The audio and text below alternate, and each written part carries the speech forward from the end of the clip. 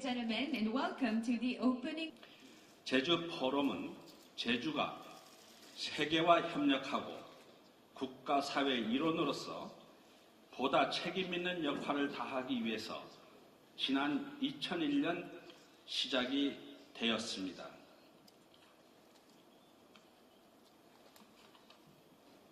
제주도는 조그마한 섬일 수도 있지만 온 지구인과 협력하고 비전을 공유하고자 하는 의지와 열망은 결코 작지 않다는 사실을 말씀드리고 싶습니다.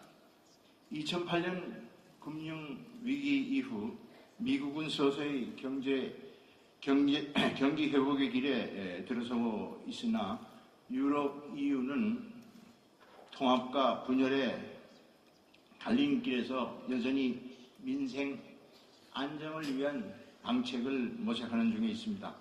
반면 동아시아 지역은 글로벌 경제 위기 속에서도 꾸준히 성장세를 보이며 세계 경제 성장의 견인차 역할을 하고 있습니다. 또한 다양한 형태의 자유무역협정 FTA를 통해서 아시아 영내의 상호 의존성은 꾸준히 증대하고 있어서 공생 공용의 상호 협력 시대를 보다 적극적으로 모색하려는 국가적 사회적 공감대가 빠르게 확산되고 있는 상황에 있습니다.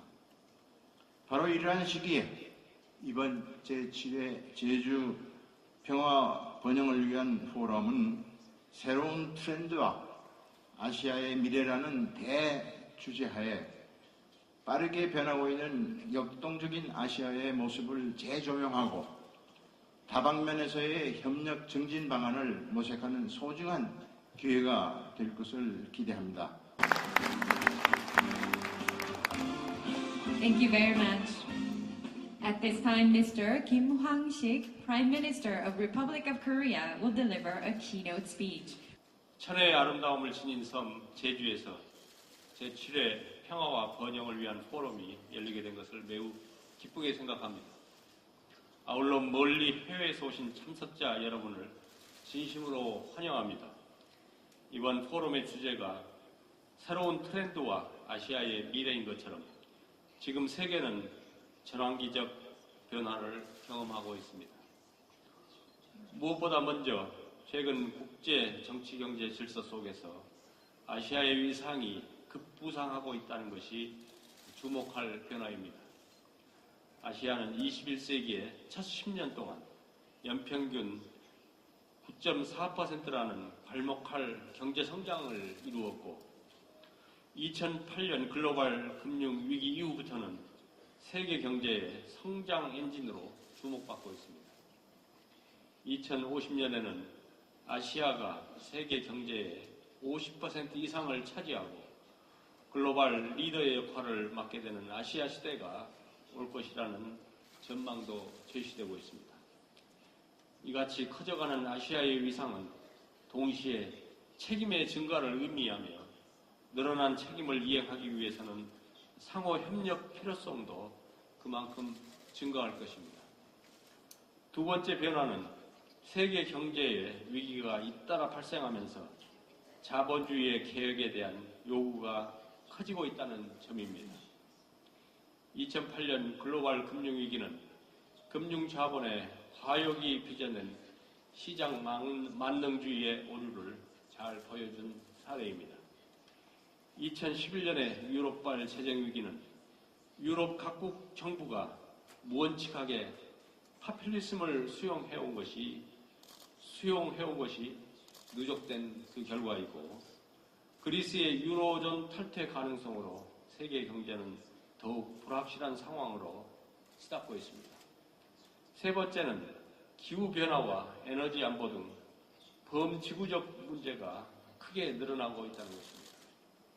지구온난화는 해수면의 상승, 재난재해 증가, 물 부족, 농업 수확량 감소 같은 심각한 문제를 이야기하고 있습니다.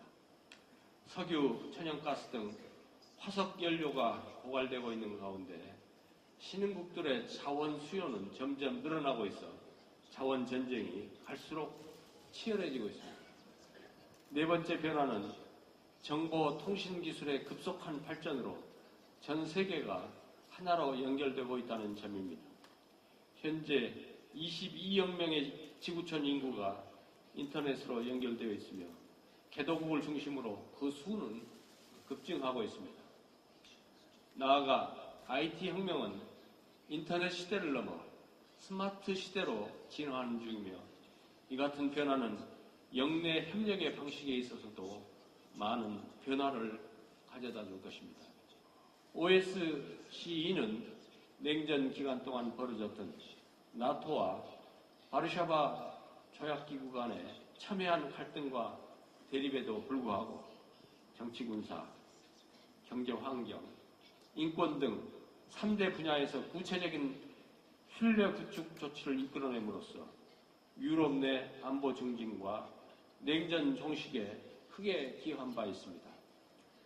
동아시아 지역에도 아세안 지역안보 포럼 등의 안보 협력체가 있지만 아직까지 OSCE 수준으로 제도화되지 못한 상황이며 앞으로 영내 안보 협력체를 더욱 발전시켜 이 지역에서도 협력 안보, 공동 안보가 구체화되길 기대합니다.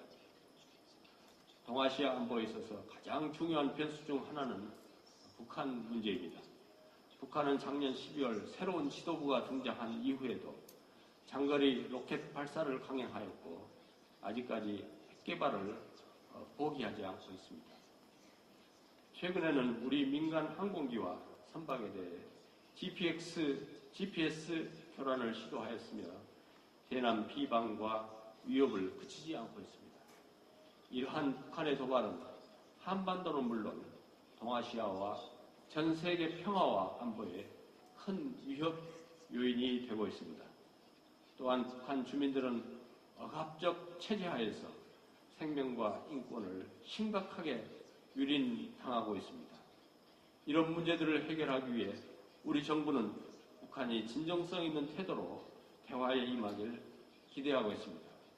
국제사회에서도 북한의 새로운 지도부가 개방과 개혁, 비핵화를 향해 나아갈 수 있도록 단합된 입장을 보여야 할 것입니다.